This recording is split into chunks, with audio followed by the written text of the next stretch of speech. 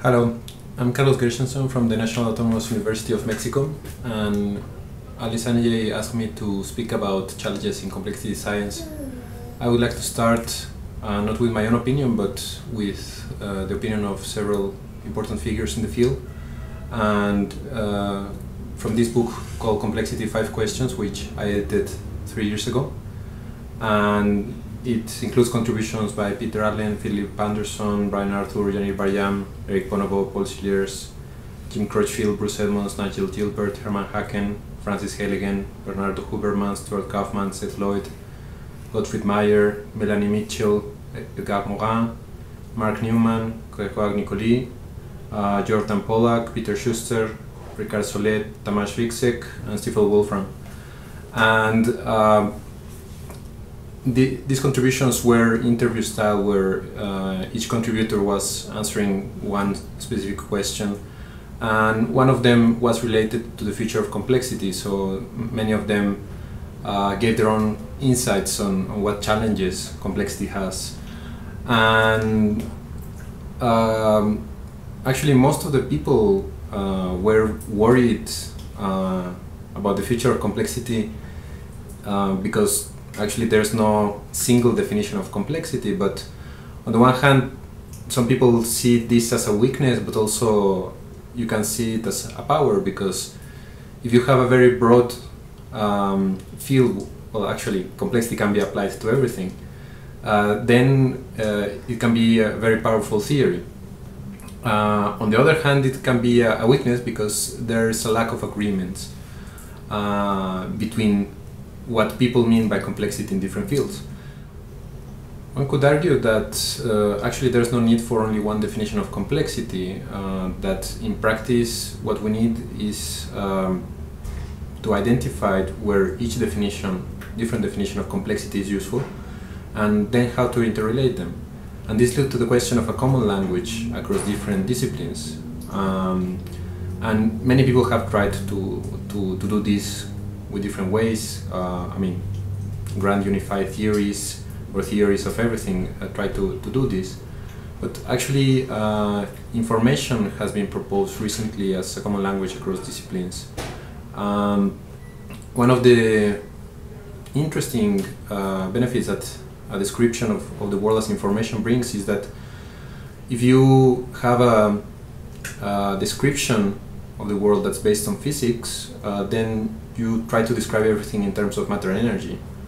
But then it's problematic how to relate meaning or minds or consciousness or even life in terms of physics.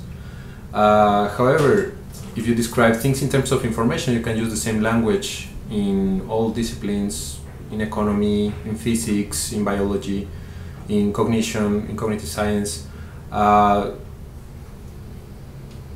Why? Because all these different fields, like biology, they're not reducible to physics.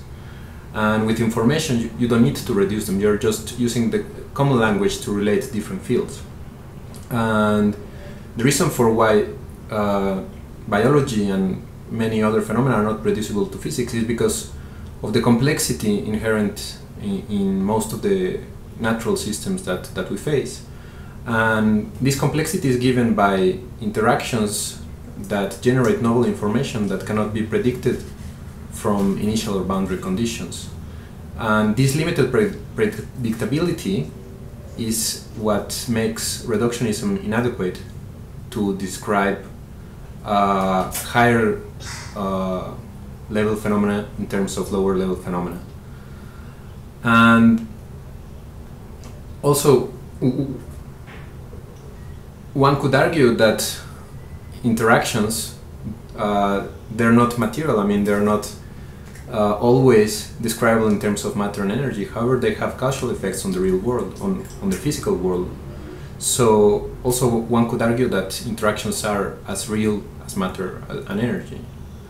And the fact that interactions bring novelty that cannot be predicted, this gives us a lack of predictability that's inherent in complex systems. It's not because of lack of knowledge, it's an inherent characteristic of complex systems. we cannot know a priori the future state of a system. This is also referred to as computational irreducibility. And when we start to accept this lack of predictability, this will lead to a worldview shift, because our current worldview is based on Newtonian paradigms, where we are believing that the mission of science is to find the true rules of the universe in order to be able to predict it. And complexity shows that this is not possible because of interactions. So, what are the implications of this? Well, there are implications for daily life.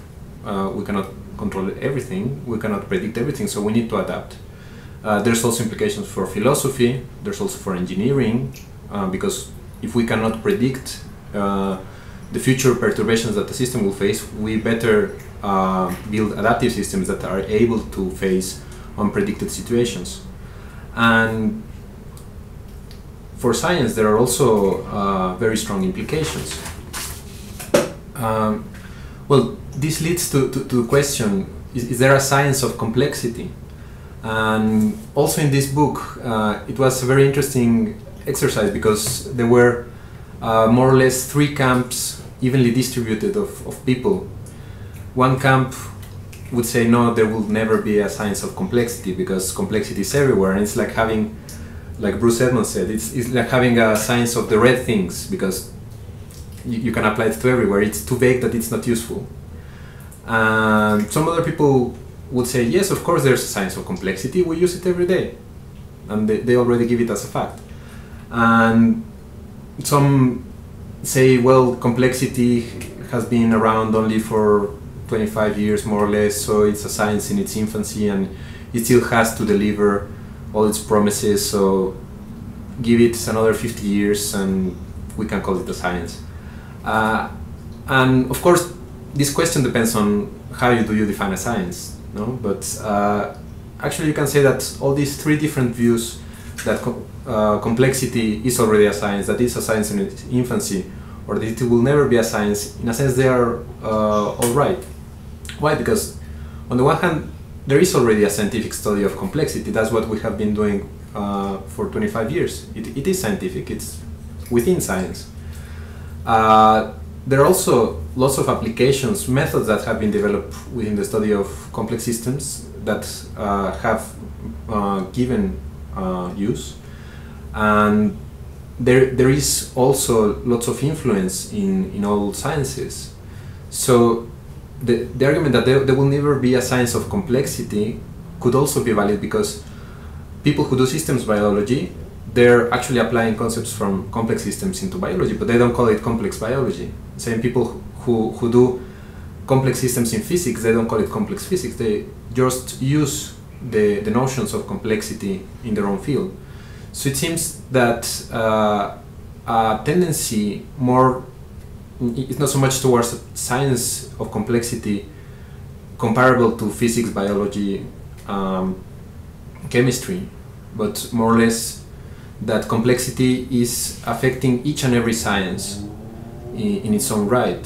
So it's creating a paradigm shift, because their methods are being used more and more. So